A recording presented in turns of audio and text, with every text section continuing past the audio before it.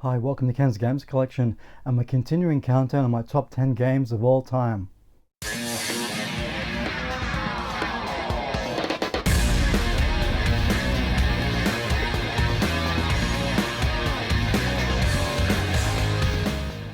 So coming in at number 5 is Nights into Dreams.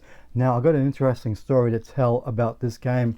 Before this game was released, I was seriously considering selling my Sega Saturn and all the games. Now I remember this very vividly as it was yesterday.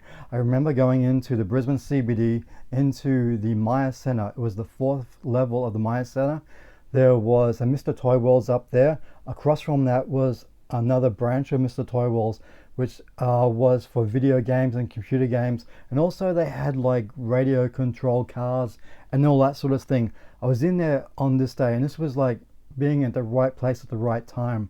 I was talking to the sales person there, and in walked the Sega Aussie rep, and he said that he had a demo from Sonic Team. That kind of sparked my interest when he said Sonic Team, because I love the stuff that they did with the Sonic games, and he had a demo that he wanted to show us. Now I remember him putting this demo into the Saturn behind the counter. We're watching this big screen TV, the old style TVs up on this shelving, and what I saw the beginning of Nights into Dreams was that cinematic, and I think it was with Claire's character going to the auditions. Yeah, it was Claire's character. She was going to the auditions, and it was really funny because when she's at the auditions, on the table, I swear there was, the director looked very much like Steven Spielberg, which he did because actually during the development of Nights into Dreams, Yuki Naka invited Spielberg along to the studio to try out the game. So he was the first person outside of the Sonic team to actually try the game out on the prototype of what would become the 3D controller. So during the development of that controller, they jokingly called it this Spielberg controller. So we watched that cinematics opening, and then we saw the gameplay, and that was when my jaw dropped. It was just so beautiful, so fluid, so colorful. It was just something I hadn't seen before, and I've been racking my brain trying to think of a game that I've seen from that gen similar. I remember playing games like Magic Carpet, which was a full 3D game, but this wasn't a full 3D game, and I think that where Nights into Dreams really benefits from, because more like a 2.5D, you're in a set path, but you can branch off and explore different parts while your timer runs down. So that was really cool seeing that demo. And that was it for me. I thought, no way am I gonna sell the Sega Saturn now, especially after seeing that. And I just couldn't wait until I got my hands on Nights into Dreams. I bought it with the pack with the 3D controller.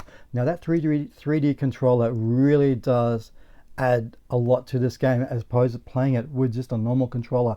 It just works beautifully with the 3D controller, and that's the best way to play it. So over the years we've had, I think there was a remake on the PlayStation 2. It's been available on the Xbox Marketplace and the PlayStation Network for quite a while. I downloaded it on the Xbox 360, and when I upgraded to the Xbox One, I was able to re-download it on there, and that's how I've been playing it ever since. It's a fantastic game that is so Yuki Naka. Now, with the origins of this, I remember vividly reading in a gaming magazine that it was a trip from Tokyo to LA. I think Yuki Naka was sitting in the plane. He just looked out of the window, saw the clouds, saw the sky, and that's where it all started from there. Just this idea of flight, and that was what he went into when they were developing this game. Originally there was 7 people developing this game, would grow to 20, and they actually did research on nightmares, believe it or not. I don't know how it all worked in this game, but they actually did research on that sort of stuff, and that's probably pretty Japanese for you, but that's the way they would have done things back then. But it's such a colorful game. It's not a very long game. There's only like 7 levels in the game. It is short but sweet, and I think that benefits what this game is. You didn't want this game to be dragging out any longer than what it was, and has so much replay value in this, trying to better your times in this game. And there's so much charm in this one. And could you believe that we got the Nights into Dreams Christmas edition free gift from Sega for that Christmas? I think it was. So that was really cool. And I still got these original games. I still got them after all these years. And I really thought I did get rid of Nights into Dreams when I finally decided to get rid of my Sega Saturn. I think it was around the same time as I got the Dreamcast, and lo and behold, I go through a box and this and Tomb Raider was there. So I totally forgot that I kept these things, and it's just so great to go back and look back on what was an incredible game. It's really, over all these years, it's just always been in the back of my mind how I first discovered it. And we don't have that sort of stuff these days, where you can walk into a store, see talk to a sales rep. I knew these sales reps by name back then because I would always see them in stores. But it was a fantastic game for a great generation, and it's so cool that we did have a remaster which you can get on the current consoles. There was supposed to be a sequel for Nights into Dreams that was supposed to go from development from the Sega Saturn over to the Dreamcast.